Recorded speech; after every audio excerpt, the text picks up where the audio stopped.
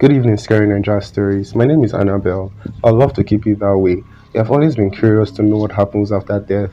Do spirits exist? This has been in my mind for as long as I can remember. Sometimes I do my research to know if I can see one. Funny, right? But I didn't have to wait for so long. My mom passed on through a rather strange means, and I was not willing to let it slide. She kept complaining of seeing a particular man. She never told me who he was, that the man was moving around her with a knife and threatening to kill her. Only she could see him.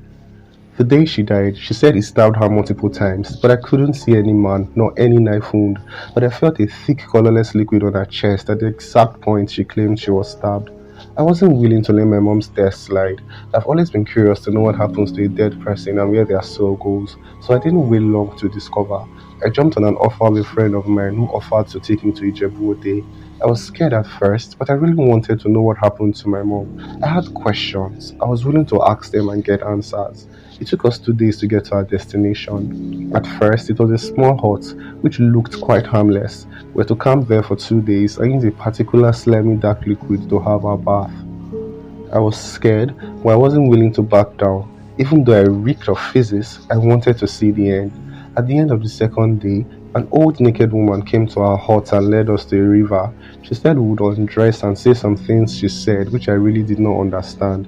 I said them anyway, and next, she said we would use one small water to wash our face, after which I would enter a calabash. I did that without thinking that there would be repercussions. I stood on the calabash, and next thing I remember, I was seeing myself in an empty room with a very big mirror. I was really frightened because I did not see my friend, and I thought at some point that I was dead. The naked old woman appeared and asked me to write the name of my mother on the wall with a black charcoal. I was really scared, honestly, but I managed to do so. She called onto the name 7 times, and at that point, I felt like my head was swelling up. My body was weak, and my heart was beating like it wanted to come out of my body. And in the mirror, I saw my mom. It was like she was alive and she looked happy to see me, but I was so weak and tired.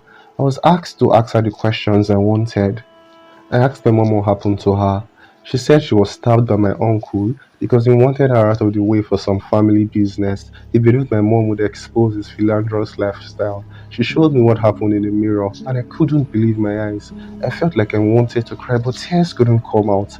I asked her if she was alright where she was, but she backed me. Then the old woman said my time was up and I should come the next day. I found myself in the hut we camped, and I couldn't remember how I got there or whether it was a dream.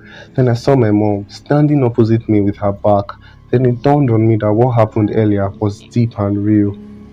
But the fear in me grew over the roof. I told my friend I was leaving the next day, but she said I had to stay for 3 more days before I would go. I did not agree and I disturbed and disturbed her until she finally agreed that we should leave together the next day. Ever since then, I haven't been normal.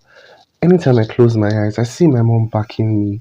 It's been 1 week and I haven't stopped seeing my mom.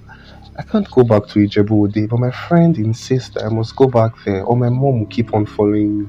I am scared. I can't go to church. My mom doesn't seem happy with me. Maybe she has something to say to me. Maybe she wants me to pass a message for her. Or I don't know. Her death hurts me, but that place in Ijebu Ode is terrible and I can't go back. I am still seeing my mom till now.